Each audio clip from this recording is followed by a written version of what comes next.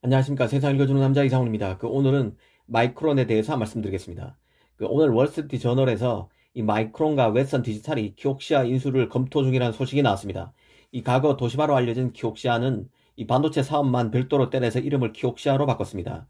지분 구조가 복잡한데 SK 하이닉스도 들어가 있는 사모펀드 베인 캐피탈이 최대 주주로 있습니다. 개인적으로는 인수 가능성이 낮지 않다고 봅니다. 일전에도 낸드 시장이 합종 연행의 큰 폭풍에 휩싸여 있다는 말씀을 드린 적이 있습니다. 이 삼성, 하이닉스, 마이크론 등 3개 업체로 정리된 D램 시장과 달리 낸드 업계는 플레이어가 너무 많습니다. 기술의 난이도도 D램보다 하급인데 YMTC 등 하급이기 때문에 YMTC 등 그 후발주 자격인 중국 업체 성장도 신경 써야 합니다. 그래서 하이닉스가 인텔 인수로 먼저 치고 나갔던 분야가 바로 낸드 시장인데요. 후속 M&A가 일어날 것이란 말씀을 드린 적이 있습니다. 이번에 이것이 확인된 것으로 볼 수 있습니다. 개인적으로 이번에 마이크론을 천착해보고 싶은 이유가 있습니다. 최근 마이크론은 반도체 시장에서 많은 이슈를 만들어내고 있습니다. 일단 마이크론은 낸드 분야에서 176단 3D 낸드를 가장 먼저 더블 스택으로 양산했다고 발표했습니다. 이후에 키옥시아 웨스턴 디지털도 170단 낸드 개발에 함께 공동 개발해서 성공했고, 이 128단까지 싱글 스택으로 만든 삼성은 더블 스택으로 낸드를 만들 경우 256단까지 가능하다는 입장이지만, 어찌됐든 마이크론이 가장 먼저 170단 낸드 고지를 밟은 것입니다. 이 마이크론은 또 D램에서도 4세대 10나노급 제품 생산을 시작했습니다. 최근에는 옵테인으로 불리는 3D 크로스 포인트 메모리와 관련해서 유타주에 있는 생산 공장 매각을 추진한다고 발표했습니다. 최근 이렇게 많은 뉴스를 만들어 왔던 마이크론이 이번에는 일본 반도체의 마지막 자존심 격인 키옥시아마저 먹겠다고 작업을 하고 있음이 드러난 것입니다. 사실 마이크론의 팹 설비를 살펴보면 다른 경쟁사와 달리 아시아 의존도가 높습니다. 특히 팹이 일본, 대만, 싱가포르 등에 골고루 포진되어 있습니다. 가령 마이크론의 D램 설비는 미국의 한 곳, 그리고 일본의 한 곳, 대만에는 2곳이 있습니다. 또 낸드의 경우도 싱가포르에 최신 팹을 만들었죠. 마이크론이 이렇게 아시아 시장에 팹을 많이 두고 있는 것은 마이크론의 성장 과정에서 찾을 수 있습니다.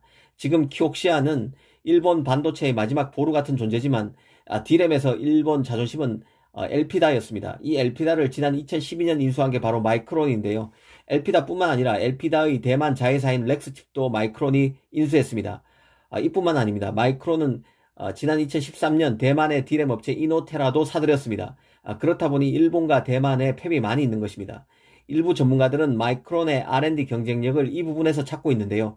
일본은 전통적으로 소재 기술력이 뛰어납니다. 반면 대만은 공정기술과 비메모리 패키징 기술이 강합니다. 미국은 유연한 사고로 혁신적 설계와 로직의 산수 위죠. 마이크론이 일본 대만 업체 인수를 통해서 이런 기술 수혈이 가능했고, 이런 점이 지금 마이크론이 기술력을 업그레이드 하는데 보이지 않는 인프라, 힘이 돼줬다는 평가가 있습니다. 다시 낸드 시장을 한번 보겠습니다. 낸드 시장은 구조가 복잡하게 얽혀 있습니다. 가령 키옥시아는 이번에 마이크론과 함께 키옥시아 인수를 타진 중인 웨스턴 디지털과 낸드 공장을 함께 사용하고 있습니다. 그래서 키옥시아와 웨스턴 디지털은 한 몸처럼 움직일 수밖에 없는 곳들입니다. 그리고 그런데 하이닉스는 또 키옥시아 지분을 갖고 있습니다. 14.96%로 약 15%를 보유하고 있습니다. 한마디로 일본 기업인 키옥시아, 미국 업체인 웨스턴 디지털, 한국 업체인 하이닉스가 물고 물리는 구조입니다. 낸드 사업을 하는 기업의 국적을 보면 한미일밖에 없습니다. 아시다시피 반도체 패권은 미국에서 일본으로 넘어왔고, 또 지금 한국으로 와 있습니다. 이 메모리 패권이 그렇다는 얘기죠. 이는 달리 말하면 낸드 사업을 하는 기업들이 메모리 패권을 놓고 경쟁하던 과정에서 복잡한 역사로 얽혀 있다는 뜻입니다.